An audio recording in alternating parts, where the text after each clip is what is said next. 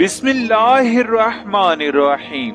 शुरू अल्लाह के बाबरकत नाम से जो बड़ा मेहरबान और निहायत रहम करने वाला है। नाजरीन करामी, आज की इस मुनफरिद वीडियो में हम आपको जिन्नात की शादी से मुतल्लिक दिलचस्प बातें बताएंगे कि जिन्नात की शादी कैसे होती है, और एक हकीकी वाकया भी बताएंगे जिन्हें जानकर किसी के भी रोंगटे खड़े हो जाएंगे। कुछ लोगों का ख्याल है कि जिन्नात शादी नहीं करते, लेकिन कुरान करीम के दलाइल से ये बात साबित है कि जिन्नात शादी भी करते हैं और बच्चों को भी पैदा करते हैं, और उनकी शादी भी इंसानों की तरह होती है। जिस तरह इंसानों की शादी में ढोल बजाना, नाच गाना किया जाता है, बिल्कुल उसी तरह जिन्नात भी अपनी शादी में ढोल बाजे और रक्स भी करते हैं। हत्ता कि उनकी शादी में सबसे बेहतरीन खाने पीने का एहतमाम भी किया जाता है। जिन्नात अपने खानों में मोर और हिरन का इस्तेमाल बहुत ज्यादा शौक से करते हैं, और मीठे में भी बहुत कुछ रखते हैं। उनका खाना इंसान के खानों से बहुत लजीज होता है। जिन्नात की शादी में निकाह भी पढ़ाया जाता है, जिसका एतराफ एक मौलाना साहब ने खुद किया है। उन मौलवी साहब का नाम नवाब अली शाह है। उन्होंने वाकया सुनाया है कि रात के किसी पहर में सो रहा था तो किसी ने दरवाजा खटखटाया। मेरी आदत ये थी कि मैं जितनी भी गहरी नींद में होता हूँ, अगर दरवाजे पर जरा सी भी दस्तक होती तो मेरी आंख फौरन खुल जाती थी, और यही वजह थी कि मैं उठ गया।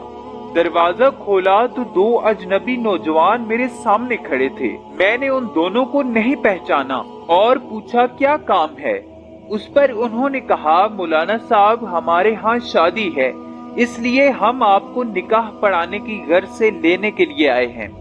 मैंने कहा, मुझे माफ कीजिए, मैं आपको पहचानता नहीं हूँ, आप कहाँ से आए हैं? उन्होंने कहा कि हम दोनों पड़ोस वाले गांव से आए हैं। उनमें से एक शख्स ने बताया कि उसका नाम झंझार है। मौलाना साहब ने दिल में सोचा कि काफी अजीब नाम है। थोड़ी देर बाद मैं उनके साथ चल दिया। मौलाना नवाब अली साहब बताते हैं कि मार्च का महीना था और रात थोड़ी थोड़ी ठंडी थी। वो दोनों मेरे आगे चल रहे थे और मैं उनके पीछे चल रहा था। आखिरकार हम उस गांव के मैदान में पहुंचे जहां शामियाना सजा हुआ था। वहां खूब रौनक और चहल पहल थी। रोशनी का भी खूब इंतजाम था। मैं इधर उधर देख ही रहा था कि एक आवाज आई, खुशामदीद मौलाना साहब। मेरे सामने एक शख्स शलवार कमीज में खड़ा था जो दूल्हे का बाप था, और उसका नाम सरदार मांस था। सरदार ने कहा कि आए, हम आपको लिए चलते हैं। जब हम थोड़ा आगे गए तो सरदार मांस ने मेरी मुलाकात दुल्हन के बाप से करवाई, जिनका नाम शर्मत था। क्योंकि सब चेहरे वहां अजनबी थे और मेरा जानने वाला वहां कोई मौजूद नहीं था, हालांकि मैं उस गांव के बहुत से लोगों को जाती तौर पर जानता था। मैंने दुल्हन के बाप से अर्ज किया कि यहाँ इस गांव का कोई भी फर्द मौजूद नहीं। उस पर शर्मत साहब ने कहा कि अच्छा, ये मसला है। शर्मत साहब ने एक लड़की को आवाज दी और करीब आने पर उस लड़की को कुछ कहा। मौलाना साहब ने कहा कि उसकी थोड़ी देर बाद मैंने नजर साहब को आते हुए देखा, जो गांव में दुकानदार थे। इसके बाद और भी जानने वाले मुझे शादी में नजर आने लगे, जिन्हें देखकर मुझे इत्मीनान हुआ।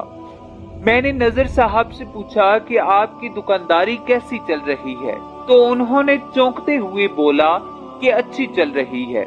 इसमें मुझे दूल्हा के वालिद ने कहा कि मौलवी साहब आइए और निकाह पढ़ाइए, देर हो रही है। मैंने जाकर उनका निकाह पढ़ाया। उन्होंने मुझे मिठाई और पैसे भी दिए। बाद में मुझे खाना भी खिलाया जो बेहद लजीज था। उसके बाद अफ्त और झंझार ने जो मुझे यहाँ लाए थे, उन्होंने मुझे घर छोड़ दिया और खुद भी वापस चले गए।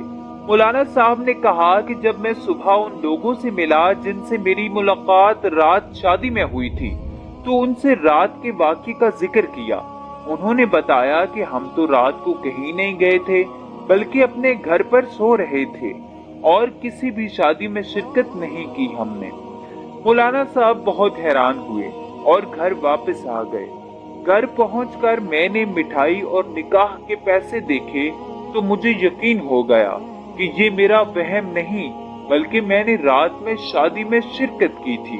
बाद में मुझे इस बात का अंदाजा हो गया कि रात में जिस शादी में मैंने शिरकत की थी वो इंसानों की नहीं बल्कि जिन्नात की शादी थी।